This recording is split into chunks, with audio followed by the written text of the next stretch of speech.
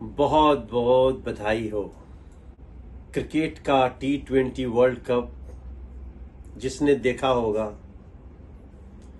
उसको कुछ कहने की जरूरत नहीं है। तमाम उठापटक, अप्स डाउन, फाइनली भारत की विजय हुई। रोहित शर्मा की टीम, विराट की बैटिंग, बुमराह की बॉलिंग, हार्दिक पांड्या का वो विकेट, सूर्य कुमार यादव का कैच, अक्षर का 47 रन, कई चीजें याद आएंगी।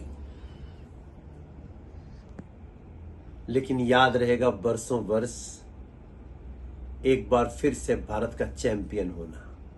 मैं पूरे अपनी नॉर्थ ईस्ट दिल्ली कंस्टिट्यूएंसी के प्रत्येक लोगों के साथ साथ पूरी दिल्ली को और पूरे देश को, दुनिया भर में जो जहां जहां भारत का प्रेमी बैठा है,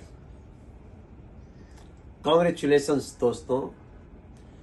मुझे ये बधाई देना है, ये लगभग आधे घंटे बाद समझ में आ रहा है, क्योंकि हम कहीं और थे।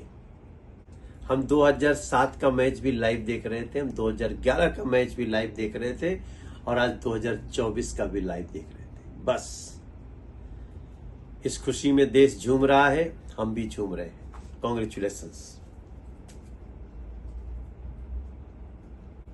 Thank you team India.